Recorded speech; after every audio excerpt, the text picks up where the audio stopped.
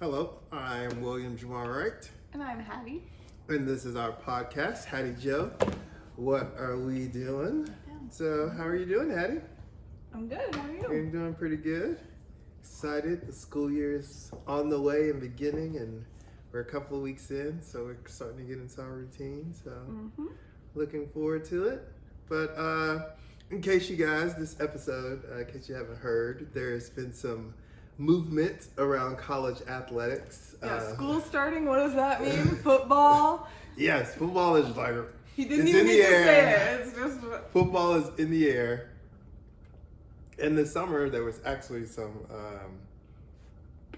big news about like two California teams transferring, or not I guess you could call it transferring, but they're leaving the Pac-12 and they're going to the Big Ten. And so this is like LA, like the two LA-based teams in California, which is like a huge TV market. So which teams? UCLA and USC. And so USC is a private institution, UCLA is a public school, but like they are literally like the LA market for like college sports.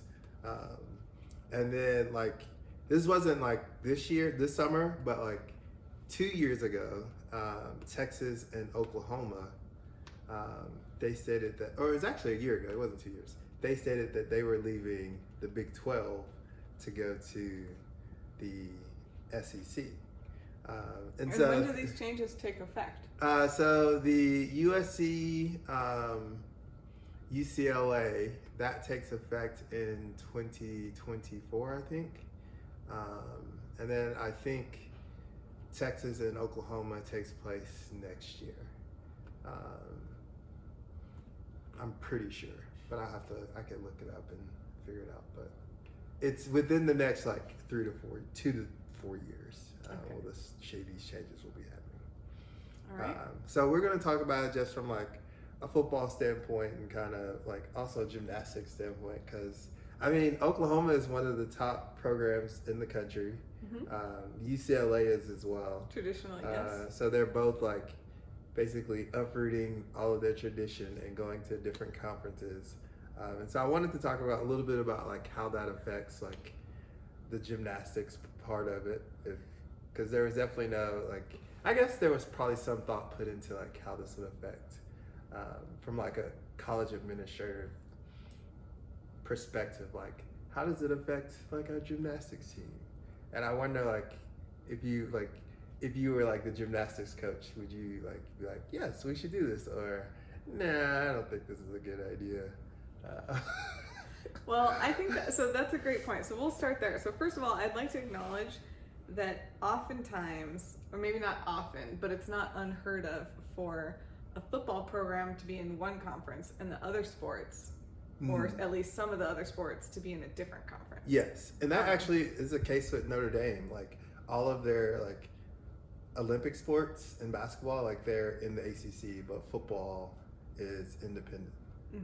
And so there have definitely been examples of that all across the athletics. Well, and like it's the same with the Wolfpack, NC State, right? Yeah. Isn't NC State in the ACC? Yeah, so And their gymnastics program is not in the ACC. Well, I bet I would be willing to. Hopefully, it becomes Yeah. it gets into the ACC, but as it stands right now, it's not. And it was previously been the Eagle Conference, EAGL, like Eastern Atlantic, something. I don't even know what it stands for. But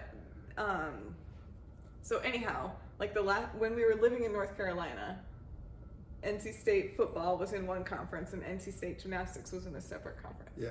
I don't know what it'll be in the future. So anyhow, you asked, like, when we were talking about this podcast, you had asked about conferences and everything, and now you're asking me, as a coach, would I care about changing conferences? And first of all, like if I was a gymnastics coach and I was considering this change, there would be a few considerations. But the first and foremost is, as it stands right now, conference championships in the gymnastics world like mean nothing other than bragging rights. Like they're not part of the qualification to the nationals. And there's several conferences that have many teams, like over 5, but there's also many conferences that have one team, two teams, three teams, four teams, one team, one team, one team, and it's just like, what are we doing here? Yeah, a random hodgepodge. So, if for instance, my team was in one of the conferences that's considered like a top tier conference that only had 4 teams, it's kind of nice to be like qualified to conference championships. Like you can put that every year, or like second place at conference championships, even though it's like out of 4, you know. But I suppose depending on who knows, yeah, that might be something you want to hold on to. On the other hand, it might be really nice to be like, I would like to compete against other programs at conference championships instead of the exact same year in, year out. So I think that would be kind of neat for a school to go from a smaller conference to a bigger conference, to have more of that, like, let's mix it up year to year. It's going to be different. There's going to be more competition. And kind of on that same note, in the gymnastics world, I would say the most televised conferences are the SEC, which has great coverage. The SEC gymnastics coverage is like the best coverage that there is. Better than NBC for national, like, non-NCAA. Yeah. Better than the Olympics, like better. If everyone could just follow what the SEC does, that would be great. So anyway, SEC, Big Ten, Pac-12, and then I would say those are the 3 like mainly televised ones. On the other hand, you mentioned Oklahoma. They have had a really strong program in the past couple of years, like multiple national championships. They are in the Big 12s, and I'm thrilled for them to leave because Big 12 like doesn't televise anything. So it's like the best team in the country, and it's like, you don't get to see him, you don't get to see him, you don't get to see him until nationals, and it's like, oh, now I get to see him. Whereas it's like, I would have loved to watch their evolution the whole year. You know, sometimes athletes get injured, you know, blah, blah, blah, blah, blah. So yeah, I can't wait for this. I also feel like it'll be good for them to have a little bit more teams in their conference that are up to their level. So part of the thing that's always also annoying to me is these like really top programs, the top 4, don't ever get to compete against each other until it's the national championships. And it would be, I always find it really fun when, like in the SEC for instance, when there's multiple schools that are in that like top 3 to top 8 chunk, and they get to compete multiple times, and you can see like, oh yeah, this one team consistently beats that other team, or it's, you know, neck and neck the entire time. And I think it just allows teams to assess themselves and their performance against the field much better than if you're a top team competing against somebody that's not even in the top 20. Yeah, like over and over. It's like, what are we doing here? Like, it just doesn't seem to be right. And it also seems to me like the conferences as a geographic thing has been gone for so long. I'm like, why do we even pretend to base it on geography? Oh, well, I definitely think that like with these started out as geography, right? Yeah, it definitely all started out as geography. Like the Big Ten was the Midwest, like the Pac-10, Pac-12, like that was always West Coast teams. The Southeastern was like the South. ACC was like Atlantic Coast. Yeah, so like there is definitely like a regional like aspect of college sports, and it made it a lot of fun too, because like buddies would go out to bars and be like, oh, like my team beat you, and it like allowed for a lot of like regional rivalries, right? Which is now going to be thrown out the window. Yeah, like, nobody cares about those rivalries anymore. It's just going to be about like, oh, how many national championships do you have? And it is nice too, like let's say you're a student growing up in high school let's just pick South Carolina for instance, and you get to know really well the schools in your conference, like when it was geographic, and you could like, you know, then you're considering, okay, well, do I go to one school? Do I go to the other? You might have opportunities to travel to some of them, right? And then you kind of feel part of the bigger conference too. And I don't know, like, do you really care about being part of the conference? I will say there's a lot of times, like, if your team, a recruiting pitch, and like, if your team gets, you know, knocked out of some championship or whatever, it can be really nice. Some people love it, some people hate it, but then talk about like, oh, well, the other ACC team like is continuing on, or like, So I do think, yeah, it comes up. So anyway, since we've already left the geographic situation a long time ago, that ship has sailed. I'm like, I can't say I would love the conferences to change all the time, but I don't see a problem with them changing every now and then, especially if it's like we see like these teams for the past 12 years being, on similar kind of levels. We might like reshuffle things a little bit, but I think gymnastics is different because, like I said, there's so few programs in total, and many of the conferences have so few teams that, putting them to a different, like switching Moving things up a them little bit around, doesn't yeah. really, this isn't the moneymaker sport like football here. So Well, what are it's your like- thoughts on the changing of the conferences? Well, so I definitely think that, like, first of all, like, I'm laying it's down. a huge money grab. And if, like, nobody else recognizes that, that is the number one priority. And, What? I think everybody recognizes that that's But, like, the number one priority. people want to, like, say it's for, like, student athlete welfare or, like, Do they? there's definitely Who people. is saying this? Like, you'll hear, like, athletic directors, like, this is the best for, like, our student athletes and, like, their well-being. And, like, Okay, but so let's take the Oklahoma women's gymnastics. I'm pretty sure, like, as I just said, as a fan, heck yes, I can finally see this team, right? That is good for Oklahoma women's gymnastics. The athletes are going to get more visibility. They're going to have ability to sign more NIL deals. Like, Like, I see that as, like, synonymous. It's like, it's going to generate money for the program, and that's in turn going to become better athlete experiences. but, like, the money, like, the SEC, like, so if you take the SEC network, like, they need programming. Like, they gotta have, like,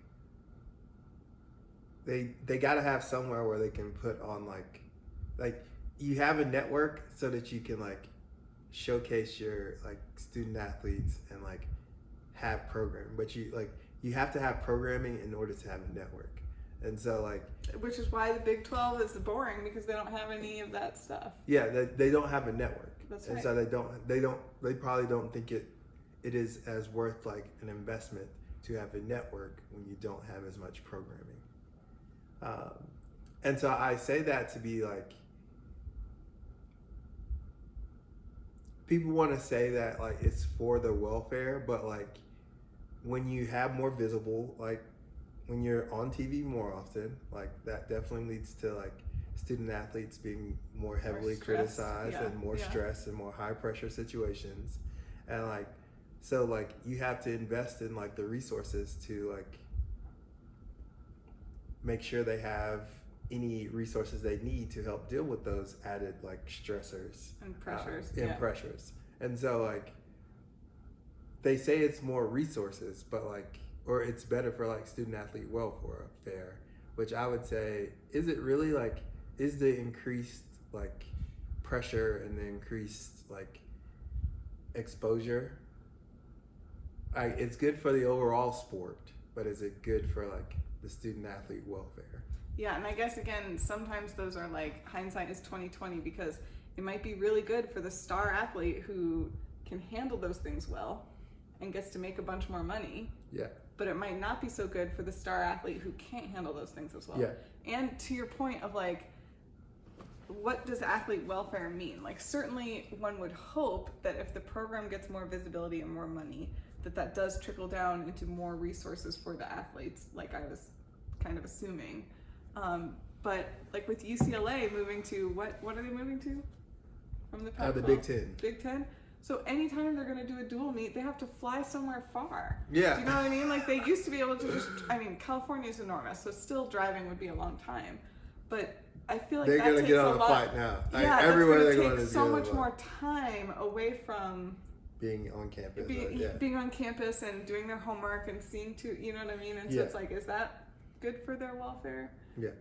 And I think, like, this is, like, from, like, you take a sport like football, it is a little bit different in football, I believe, because, like, while like I don't think anything's gonna change with football. Like you're still gonna get on a chartered flight on Friday. Like you're still okay. So I found out that not all schools are the same. Like I don't know that a bunch of teams are taking chartered flights every I year. guarantee you every single football program is taking a chartered flight. every single FBS, so like Power 5 conferences, like Big 10, Big 12, ACC, SEC, and the Pac-10, like every single one of them. Every team that we're discussing, like you said, like is taking they're getting on a chartered flight on Friday, and then they're coming back right after the game on a chartered flight Saturday. So if we take football out of the equation and think about other sports like basketball, do you think that's true for basketball or no? I would bet like probably like 50% of like college basketball, like they're taking a chartered flight. Like Duke basketball is taking a chartered flight. I would say most gymnastics programs are taking regular flights. I don't know. Like definitely not chartered. Yeah. And I definitely know for like maybe LSU gymnastics is taking a chartered flight. And I but definitely know else is taking regulars. I definitely know that every other like Olympic sports, from like the like programs that I've been around, like they are definitely like they're not taking chartered flights. Yes. They're taking regular flights. Like there's 3 programs that are taking chartered flights: basketball, football, and maybe like women's basketball. Those are the only three. Those are the only 3 sports that are taking chartered flights. Everybody else is either taking a regular flight, or they're taking the bus. Yeah. And so I wonder if these like resources will be like put towards like them getting chartered flights, because. Like, or it's like we're going to get a lot more money, but now instead of taking a bus, we have to take a flight, and that's going to cost a lot more money. Do you know what I mean? Like one bus ride for the entire team is way cheaper than one flight for the entire team. True. Especially when considering there's equipment that you have to, that a lot of times travel with. So yeah, maybe we'll see if like you're going to have to make a lot more money for it to. Have any left over beyond the additional costs. Yeah, and I think with like these moves, like they like because TV contracts are coming up, and so like the Big 10, like they were already pretty much getting like $25 million. I mean $50 million per school, like yearly.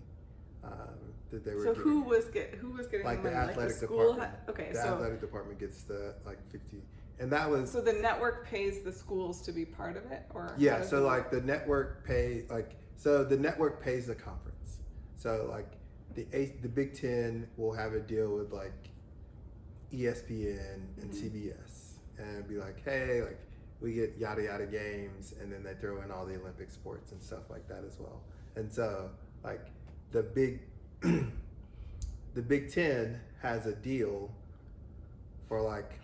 I'm just so angry. You're talking about all this like millions of dollars, $50 million a year per school. And in my mind, I'm like, well, just like any other business, just like any other thing, like you would want to have the best team to be invited to be in the best conference and get all this money, blah, blah, blah. And then I'm like, but at the end of the day, these are volunteers. Like nobody's paying the athletes. Like these are like Exponent talks all the time about like our consultants are our product, right? But I'm not doing that shit for free, like, you know what I mean? Like, it's a lot of hard work, and it's like, here we've got the same thing, except on a much bigger scale, making so much money, and at the end of the day, the things and the people that are our product are not being compensated. Like, it's just out of the goodness of their hearts. For like some and their future competitive benefit. spirits. Like, for some future benefit that like the university could say, well, you have this degree from our university, this is going to help you in the future. But like, and if we look at the percentage of students that would not have gotten a degree otherwise, I do think there's a large percentage of students that would not have gotten a degree other than their sport. In football, maybe, but in some of these things like Olympic sports, your family has to have a lot of money to get you to that level. It's not, you don't just have like random club gymnastics that you go to on Tuesdays that costs the cost of your like leotard for the season. You know what I mean? It costs a lot of money to train in order to be that good. So chances are you're going to be getting a college degree regardless. Yeah. So I guess what I was trying to say is I don't want to discount the fact that there are some students, I think a non-negligible number of students, that the student athlete experience enables them to get a degree when they otherwise couldn't. But is that the overwhelming majority? I don't think so. No, it is not. And so, I would say it's probably like a smaller percentage. So to your point about like, because if you didn't have like your sport, like other things would take up your time, and that would like broaden your horizons to find like other avenues to go to school. So, or maybe even get a part-time job and work a little bit so you can pay a little bit for your school. Yeah. Anyway, my point is, you were saying like, oh, the schools, they could say at some future time, like, you have a degree from our school. Yeah. And I'm like, I don't even think that's a draw at this point, because like we just discussed, the majority of students would get a degree despite like whether or not they were a student athlete. So it's really just like they like playing that sport. Yeah. That's literally the only reason. And it's like, okay, artists like to make art, but you got to pay them for their art. You know, I guarantee you actors like to act, movie makers like to do that, but they're not like out here like just giving it away for free. I'm like, what on earth? Like, this is the biggest scam that ever could exist. How they made this happen is beyond me. But now it's this huge thing. Yeah, it's a big business. It's big business. So anyway, and so like I'm on my these soapbox TV now. like ESPN, CBS, NBC, like Sling, like all of these like or Amazon Prime, like all of these streaming services, they're like, sports is one of the biggest draws where like we can guarantee that we get a lot of eyeballs. And so like college athletics are just basically saying get a lot of eyeballs. Yeah, like college athletics is just saying, hey, as a conference, we're going to get a TV deal. Mm-hmm. And so like you take the Big 10, whose media rights deal is coming up, they're looking at like per year, per school, with adding USC and UCLA, they're gonna get like over like $75 million per school, like on an annual basis, that gets shared out just because like they have the schools that they have, and like they're gonna be able to like put them. So wait, are you saying that schools that are currently in the conference are gonna get a bonus because these big teams are joining their conference? No, they're all gonna get like their media deal is coming up. Mm-hmm. So like when they sign their new media deal, they're gonna say, hey, we have USC and UCLA in our conference, mm-hmm. LA, a big market. Yes. And more eyeballs. So hey, like each year, like each one of our schools. So it sounds to me like, so I understand what you're saying, that when the deal is signed, all the teams that are in the conference get a certain amount every year, mm-hmm. a certain amount of money. And we've been throwing around numbers like 50 million a year, 75 million, these ridiculous amounts of money. This is why the NCAA is $1 billion industry, if you add up all these conferences. Well, $1 billion off people that are doing it for free. A lot of the NCAA stuff is like based off March Madness. That's where the NCAA. Doesn't matter. It's $1 billion. That's a lot. Anyway, I'm digressing. Anyway, what I was trying to say is, it sounds like before those teams join the conference, the prior TV deal, each school is getting a certain amount of money. Yeah. And so I'm asking you, is with those new teams joining the conference, do you think that annual amount is more? Yeah, it's going to increase. And so it's like, it's like those two teams are like angel donors, right? Like, we'll join your conference and you all get more money. Like, not that the school is paying the money, but the TV deal is paying the money. But it's like, that's the incentive for the other teams in the conference to like bring them in. Yes. And so like from a football perspective, it definitely like, it's different from gymnastics, because you were saying like gymnastics, like nobody really cares about like conference championships, but like there is definitely like every school that is like ACC, like at a Power 5 conference, mm-hmm. SEC, Pac-12, like they care about like conference championships, and they use it as like a selling point that, hey, like we won this many conference championships, like you should come and join us and help us win our next one.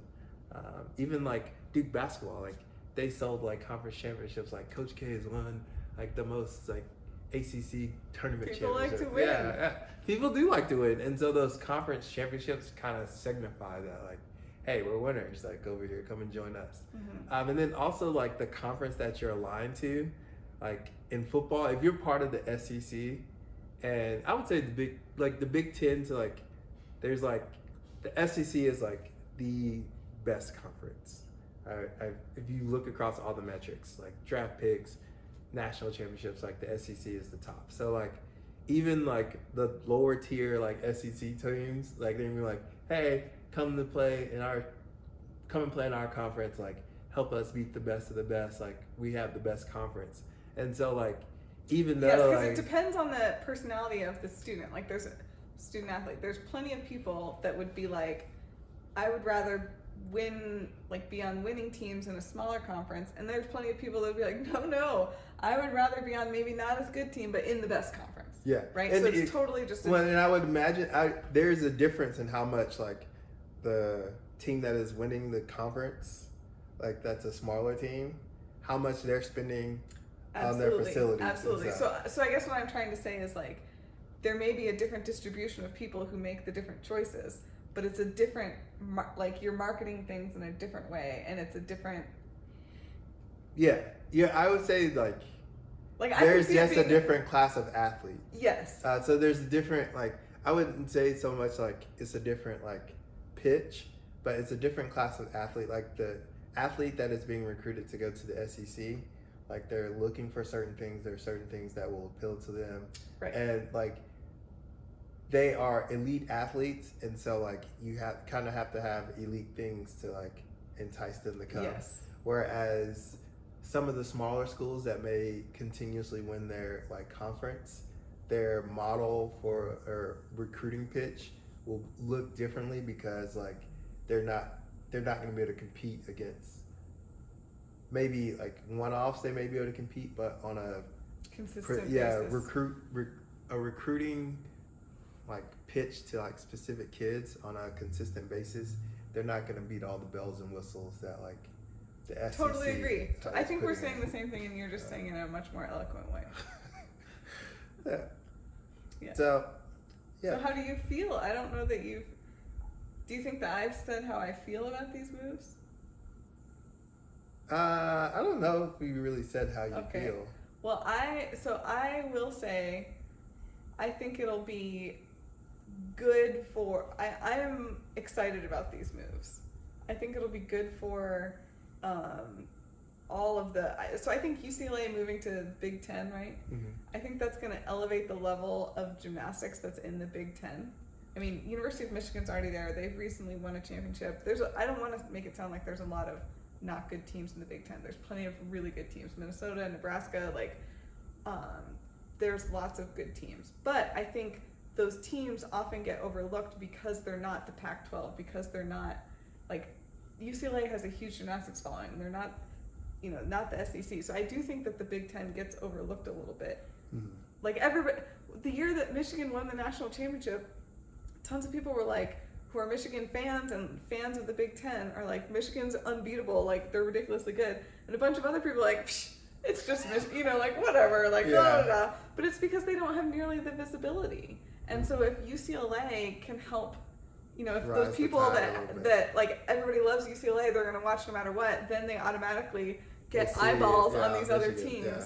So I think that's good. And I think it's good for the Pac-12 because I think for a similar reason, it's been dominated by focus only on UCLA. When it's there's a lot of other really good programs and teams there. And if you're too big of a fish for the pond, everyone else gets overshadowed. Mm-hmm. I think it'll be good for Pac-12 too, because then a lot of the other teams that are really good will start to get a little bit more attention on them. Sure, a bunch of attention has just left. Yeah. But for people that watch the Pac-12, I don't know. And maybe it's horrible. Who knows? But I think I'm excited for these changes because I do think. It's ridiculous that Oklahoma is in basically a conference by themselves. There's Denver and Iowa State and I think West Virginia or some other team. And Denver's really good. Iowa State is decent, but it's just like, what are we doing here? Like, we never get to see these programs. Like, this team Needs to be merits. Yeah, I think it merits that, and I think that's going to elevate the sport overall. Because I do think there's also a lot of people in Oklahoma that are like, our team has a bunch of champions on it. Like, we love like, it's just that helps gymnastics. Do you know what I mean? So I definitely think that like gymnastics and football is in like different places. You can say that again. Just from like a growth standpoint, and so I do think that like these like big like Texas and Oklahoma going to the SEC, or USC and UCLA going to the Big Ten. I personally like grew up like liking rivalries, and like so I feel like these big name brand universities going to different conferences really kind of like it takes a little bit of the fun out of it for me. Like, cause is this an opportunity for me to preach my football season fix again? Because I feel like if you just keep a couple games, like where you play your traditional rival, regardless of your conference, and you keep that game one game a year, that could alleviate some of that. Like, you still have your rivalry. Yeah, but like, so like, No, I feel like what a genius plan, and nobody can. I feel say like genius. a lot of the conferences, it was regional, and like that made for like good fun like rivalries. And I feel like now it's like such a money grab that like we got to find a way to get like the most money. Like at some point, like the only way to get like big TV deals and to keep going is for like the top teams just to be like, you know what, like we just need to play each other all year and like forget about everyone else. And so like, well, no, because then nobody would watch anybody else. But like, is that what you're saying? I'm saying that like at some point, like the Ohio States, the Clemsons, the Alabamas, they're gonna be like, well, why do we need like the Vanderbilts, the Dukes, like all these other teams? Because they like to win. They don't want to be up against the best team. But like the best teams, like if that's how you make the money. If they're in that conference, their conference record is now going to be 6-6. They don't want that. They want a record of 12-0. But so if they're in a conference with all the people that are doing like the best teams. But what they're going to have to do is, we want to be 12-0, so we're going to put money into like making sure we have the best of everything. But they already do have the best of everything. Which is why they can beat like the smaller teams in their conference. But like you're not like the point that they're gonna do in like the big, like the elite conference of just a small couple of us is because that's the way to like make the most money. Like I think they will not want to do that. I think they will not want to do that because it's too much risk. What's the risk?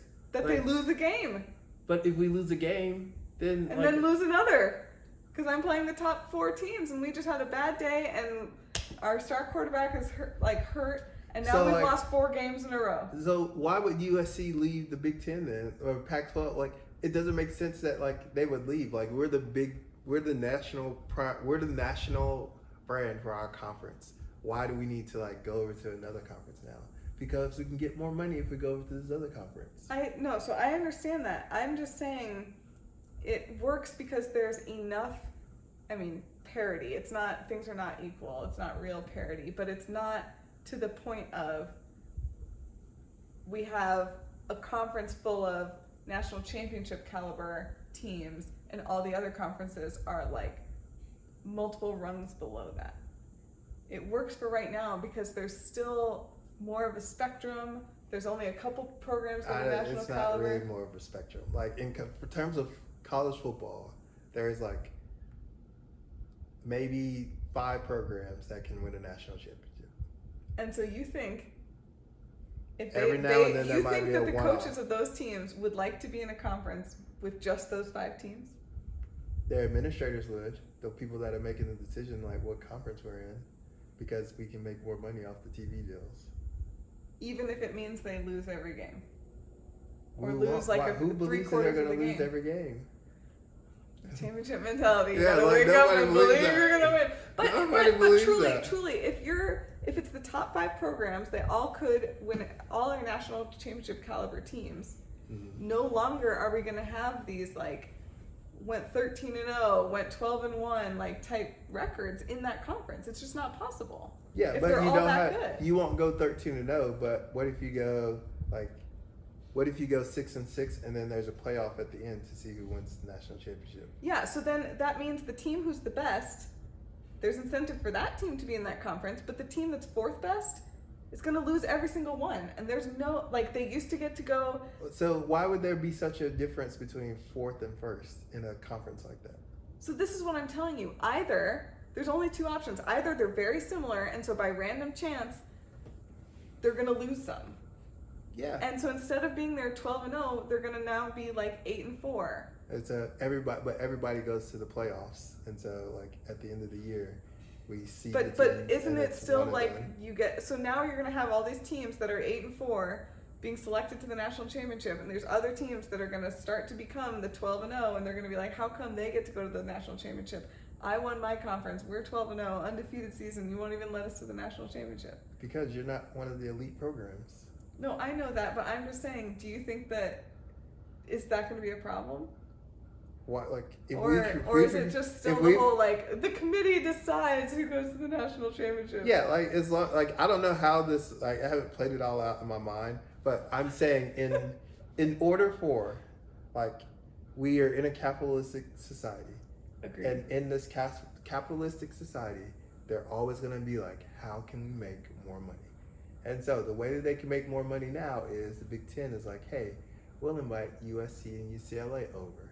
Mm-hmm. And the SEC is like, oh, we'll invite Texas and Oklahoma over. And so eventually minds are going to get turning. Hey, how can we get more money?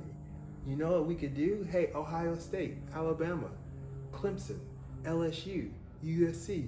Hey, why don't we all just make a super like conference? We'll play each other. We'll have a playoff at the end between all of us. We'll put it on TV and we'll say, hey, CBS want to pay us all $100 million each to have the broadcasting rights so that you can get eyeballs. And CBS is going to be like, huh, so I get all of the great programs and they get to play each other week in and week out and all of their fan bases get to look at us and we get to sell commercials.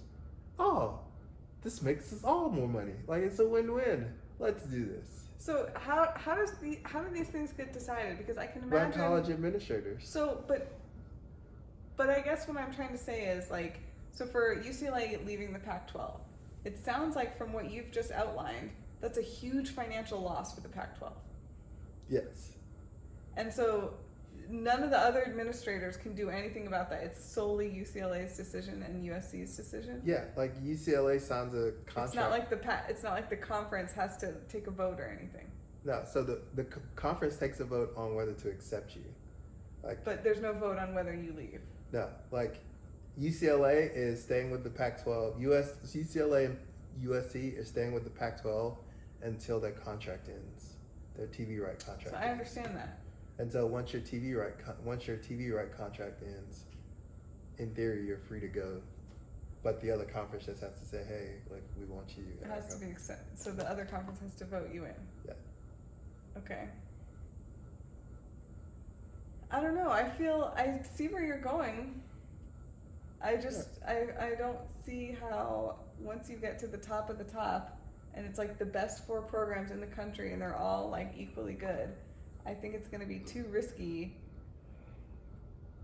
for them to only play each other and start racking up all these losses and injuries and stuff. Do you know what I mean? Like, no coach is going to want to play their non-starters because they might be losing, but at some point you have to rest your starters. Like, it just seems like it's going to be... It's football. Like, you play and like people get hurt. Like, it's sports, the game. Yeah. Like, interesting. So it sounds like we got off on another tangent, but it sounds like in general you're a little bummed because you think that these changes are going to lead to the decline of rivalries. Yes, I think they're going to lead to the decline of rivalries, and it's just gonna like become like we're going to see a lot more of like the brand name programs playing each other, but like I don't like in order for me to enjoy football, I don't necessarily need the brand name teams to play each other. Like I like when Alabama and Auburn play, like they hate each other's guts. South Carolina and Clemson play, like they hate each other's guts. They don't want the other version. Like that to me, that is where like a lot of the fun in college athletics is. Like I hating each other's guts. I bet there's so many people that like UNT that would rather like beat Duke. They would rather beat Duke than for like win the national championship. And so like to me that's fun. Like that's part of the enjoyment. Like we might not win it all, so but like my team will be. Back to my idea of like if you just save a game in the season for those rivalries, even if you're no longer in the same conference, why wouldn't that help? Why wouldn't that sustain the rivalry? Like if we did that with UNC basketball and Duke basketball, people would still go nuts. But like I see what you're saying. Like, it doesn't matter what conference you're in; you can just play like the rivalry games. And I guess that could happen, but like, if the conferences break up, somebody like when UCLA and USC leaving, like I guarantee you, Cal is not happy about this. Oh yeah. And like they're not gonna be like, oh well, UCLA like we're all rivals, so we'll continue to play each other, even though you guys are like leaving us out hang the dry. Like there's gonna be some hurt feelings about this, and so like people are people. So like so this is where I'm saying this is another thing though of like if if there has to be a vote on letting people into the conference, to your point about like one super mega conference, on some level, there's going to be a lot of people pissed about all these people leaving, right? And there's going to be votes where it's like, no, you can't come in. Like because that's gonna, that's just enticing people to move. Don't you think at some point? No. You can come to our conference and we get $20 more million each. Yeah, but I'm talking about like what happens when. So what happens to all the other conferences once the super conference is there? It sounds like they're not going to get any money at all or any type of. They're going to get lower. Like their money is going to be less because these TV stations, they need programming. Mm-hmm. Like they just won't get like there's going to be an arms race, and like the teams that are in the elite conferences, they're going to get more money than the teams that are not in the elite conferences, and then you'll see like those programs continue to win all the time, and then those other programs not, because they don't have the investment. But isn't that what we have now? Yeah. But at least now they have some rivalries. No, I think that like they're all just trying to make as much money as possible. It's easy when you don't have to pay your employees. Yeah. The majority of them. I mean, I guess even if they did have to pay like the players, they would still like. It doesn't change anything. They're trying to make as much money as possible. I know. All right. Well, speaking of sports and football, we have to leave to do our fantasy football draft. Very important. Kim's got 2 championships. I've got 2 championships. And I've got 1 championship. Who's gonna be the first one at 3? Or will Hattie join our elite club at 2? Or will someone else join the Circle of Champions? Because right now it's you, me, and Mom. We shall see. We shall see. All right. Well, until next time. Deuces.